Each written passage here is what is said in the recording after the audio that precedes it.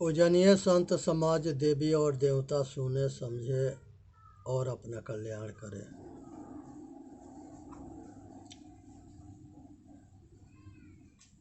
गुरु गोविंद दो खड़े, काको लागो पाओ। बलिहारी गुरु आपने, गोविंद दियो बताए। हे भैया, संसार में गुरु को महादेव कहा गया है। संसार में गुरु के गुरुमुखी वाणी से मनुष्य का कल्याण होता है। विष्णु के हरि कहा गया है, तो 24 अवतार ये हरि के हैं। तो ये भी सतगुरु थे। सत्य के, धर्म के, न्याय के रक्षा के लिए अपने सामने विपक्षी के, विधर्मियों के जान से मारते रहे। ब्रह्मा भी जो है ये सतगुरु है। ब्रह्मा जो है सप्त ऋषियों के, नारद के, चारों भाई सनत कुमार के ब्रह्म ज्ञान के उपदेश देते रहे। ये आत्मा को वेद में, शास्त्र में, उपनिषद में अब ब्रह्म ज्ञान के नाम से जाना गया है।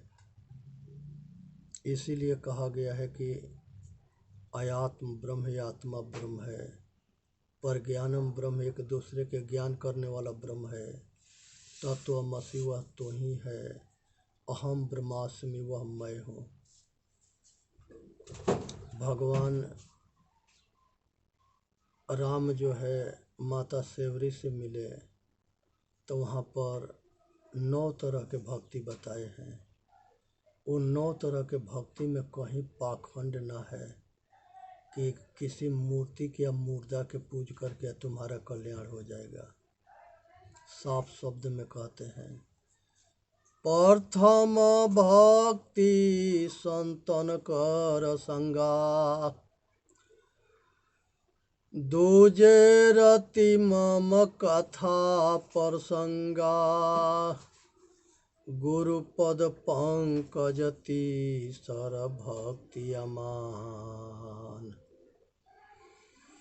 इस तरह से जो है 9 तरह के भक्ति जो है आचरणशीलता के लिए बताया गया है। मम दर्शन फला परमायनु पा,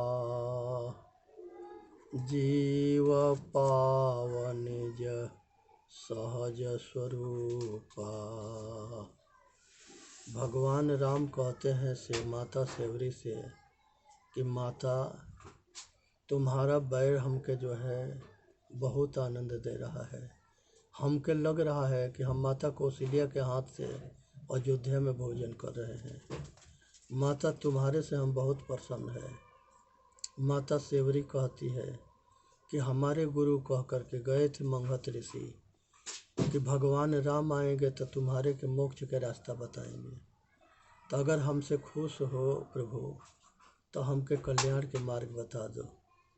तो भगवान राम उसी जगह कहे, मम दर्शन फल परमायनु पा, आजीव पावन निज सहज स्वरूपा। हे माता, हमारे जैसे अगर भगवान किसी को मिलता है तो आत्मा के ज्ञान करा देता है। जब आत्मा के ज्ञान हो जाता है तो आत्म बल आ जाता है, तो वो आत्म साधन करता है। आत्म साधन करने के बाद संसार के मनोमुखी से अंतर्मुखी होता है, चेतनमुखी हो जाता है।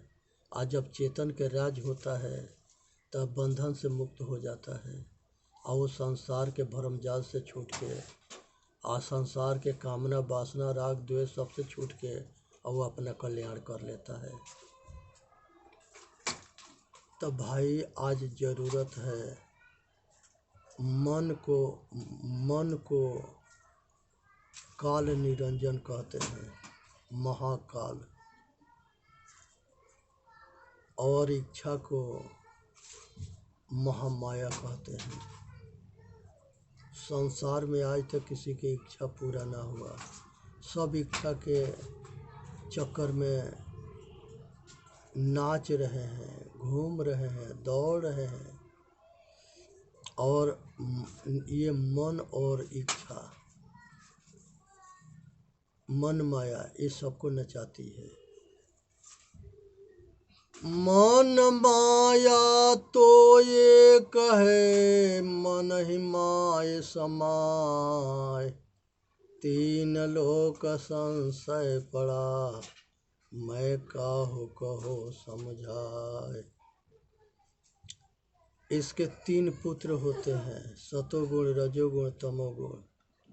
सतोगुण से सृष्टि होता है, रजोगुण से, सतोगुण से पालन होता है जो विष्णु कहा जाता है, रजोगुण से सृष्टि होता है जो ब्रह्मा कहा जाता है, तमोगुण से शंकर होता है जो तमोगुणी से मनुष्य के विनाश होता है। तो ये 3 देवता हुए। लक्ष्मी धन को कहते हैं, सरस्वती विद्या को कहते हैं, शक्ति दुर्गा को कहते हैं। ये तीनों देवियां के तीनों देवता से जोड़ा गया। सृष्टि करने में विद्या की ज़रूरत है, समझदारी की ज़रूरत है, तो इसको ब्रह्मा से जोड़ा गया जो सरस्वती कही गई। विष्णु के सतोगुण बाल बच्चे के पालन पोषण के लिए धन की ज़रूरत है, तो ये विष्णु के पालनकर्ता के लक्ष्मी से जोड़ा गया। धन को लक्ष्मी कहते हैं। सरस्वती को विद्या से जोड़ा गया, सृष्टि करना है, रजबीज से नर नारी बाल बच्चा पैदा करता है तो वो सृष्टिकर्ता होता है। बाल बच्चे के पालन पोषण करता है तो वो विष्णु पद होता है, पालनकर्ता होता है। जिस समय शक्तिहीन हो नर नारी शक्तिहीन हो जाता है, बूढ़ा हो जाता है, सब शक्ति समाप्त हो जाती है। लड़का से नाती पोता किसी से कुछ कहता है, वो कहता है कि सर होके तो करो ना, तो चुप रहो, तो वहाँ चुप रहना पड़ता है। इसी के संहार कहते हैं, शक्तिहीन हो जाना। सबको इस अवस्था से गुजरना है। यही नर नारी एक दिन सृष्टि करता है, यही नर नारी एक दिन पालन करता है, यही नर नारी शक्तिहीन हो कर के दरवाज़ा पर बैठा रहता है, टुकुर टुकुर देखता रहेगा। मानेगा तभी कुछ चुप रहेगा, ना मानेगा तभी चुप रहेगा, कुछ कर ना सके। जान के अनजान होना, देख के अनदेख होना, सुन के अनसुन होना, क्योंकि कोई न देखने वाला है, न सुनने वाला है, न समझने वाला है, न बात मानने वाला है। तो क्या करोगे? चुप रहोगे। आराम से एगो रोटी कपड़ा से मतलब रखो। कौन और के आग में मत जलो, कुछ लेना जाना है, सब कुछ यहीं छोड़ जाना है। ज़्यादा चिंता मत करो, रोटी मिलेगा, कपड़ा मिलेगा, रहने का जगह मिलेगा। ज़्यादा आग में मत जलो। पृथ्वी को पृथ्वी देवी कहा गया है। वो देवी कहीं किसी के कुछ कर ना सके, जड़ है। जल के जो है सागर, महासागर के सागर देव, सागर के नाम से, देवता के नाम से पुकारा गया है। कौनो सागर किसी के कल्याण ना कर सके, जड़ है। उसी तरह से गंगा को दिखाया गया है। गंगा देवव्रत को पैदा करी, 7 को पुत्र बच्चा पैदा करके बहवा दी। ये सब बकवास है। गंगा जो है, कहते हैं कि ब्रह्मा की पुत्री है। एक तरफ कहते हैं कि ब्रह्मा उसके कमंडल में से आई, स्वर्ग नरक सब यहीं पृथ्वी पर है। उत्तराखंड के पहाड़ी में ये सब देवता रहते थे। सब जो है, कुछ के पास राजा महाराजा जो होते थे उनके पास पुष्पक विमान होता था, उससे आते जाते थे। शिव जी कैलाश पर भी रहते थे और काशी में भी रहते थे। काशी के राजा रहे विश्वनाथ जी। और गंगा नाम के कोनो ऐसी देवी ना है जो बाल बच्चा पैदा करके या पालन पोषण करके कुछ कर दे, किसी के भला कर दे, किसी के बुरा कर दे। गंगा एक नदी के नाम है, सरस्वती एक नदी के नाम है, और यमुना भी एगो नदी के नाम है। ये सब नदी में शरीर धुल सकते हो, लेकिन ये सब नदी तुम्हारा कुछ कर, तुम्हारे जो है उसके पानी से तुम्हारे के सहायता मिल जाएगा। लेकिन वो सोचो कि वो गंगा जमुना सरस्वती प्रकट होकर के हमारा कल्याण कर दे, ये मूर्ख बनाया गया है। इस मूर्खता से बचनी है, क्योंकि इसमें कमाने वाला षड्यंत्र रचा गया है। ये चाल को समझनी है, इसे बचनी है। उसी तरह से पवन देव है। ये पवन देव के जो है हनुमान जी के कहते हैं कि पवन सुत नामा, शंकर सुमन, केसरी नंदन, ये 3 बाप के पुत्र होते हैं। गुरु के भी जो है पुत्र, गुरु जो है बाप होता है। हनुमान जी शिक्षा लिए थे पवन देव से, सूरज देव से, और केसरी अंजनी के पति थे। और बंदर गोत्र था इन लोगों के, और बाल सुग्रीव के साथ में रहते थे केसरी हनुमान जी, जामवंत जी। तो यहाँ अग्निदेव नाम के कोई देवता ना है, जिसके वेद में महिमा गाया गया है। वो अग्निदेव श्रेष्ठ तत्व है, और वो सूर्य की आग के गोला है, उसी के ये अंश है। अंगिरा ऋषि के पुत्र है बृहस्पति, और सब देवताओं के गुरु है बृहस्पति, अंगिरा ऋषि। उसके बाद बृहस्पति हुए, उसके बाद भरद्वाज हुए। तो इस बात के समझना चाहिए कि पगलाना ना है। पवन देव के नाम पर, अग्निदेव के नाम पर, सूरज देव के नाम पर। सूरज भी आके गोला है, वो किसी के कुछ बना बिगाड़ ना सके। और सूरज उगता डूबता ना है। पृथ्वी सब ग्रह अपने धुरी पर घूमते हैं, तो जहाँ से नहीं दिखता है तो लगता है कि डूब गया, जहाँ उदय होता है तो लगता है कि उग गया। सूरज कहीं घूमता ना है, ना उसके कहीं 7 रथ है, ना सूरज जिंदा है, मुर्दा है।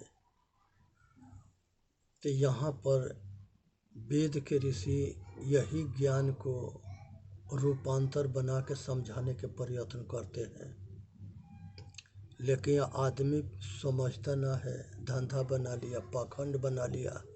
और जो आचार्य थे, जो संस्कृत जानते थे, वो संस्कृत में लोग के जो है मूर्ख बनाते रहे, और लोग मूर्ख बनते रहे। वो दिन खत्म हो गया। आज सब आदमी ज्ञानी हो गया, सबके हाथ में मोबाइल है, सब इंटरनेट से सब कुछ जानते हैं। अब ये ढोंगियन के या पाखंडियन के दिन के अंत हो गया। अब ये किसी के मूर्ख ना बना सके। लेकिन आज भी भेड़िया धसान कम ना है। नारी शक्ति जो है अपार अंधविश्वास में पड़ी हुई है। जब नारी समाज जो है जागरूक होती है, तब जाके लोक के कल्याण होता है। हमारे जितने राजा महाराजा हुए, वो सारे अंधविश्वास में पढ़ करके एक तरफ जो है देवता के से भीख मांगते रहे अपना रक्षा के। कौनो देवता कहीं किसी के रक्षा ना किए। चित्तौड़गढ़ के महारानी जो है 16,000 वीरांगना के साथ में सब आग में जल मरी। साका हुआ, जितने योद्धा थे सब युद्ध में मारे गए। तो 16 दूना 32,000 लोग मरे। नारी जल मरी और वो रणभूमि में मारे गए पुरुष वर्ग। और उस राज के जो सब देवता के थे वो क्या करते थे, वो खाली कहने के लिए थे, देखने के लिए थे, जड़ थे, वो कुछ नहीं कर सकते। फिर भी दुनिया वालन के आँख ना खुला कि ये देवता अपना रक्षा ना कर सके। दूसरा बार के जो माता कर्णावती के समय में जब वो पद्मावती के समय में 16,000 वीरांगना जरी थी चित्तौड़गढ़ में। और दूसरा साका जो हुआ, जौहर हुआ, वो माता कर्णावती के समय में हुआ। उसमें 13,000 वीरांगना जल मरी थी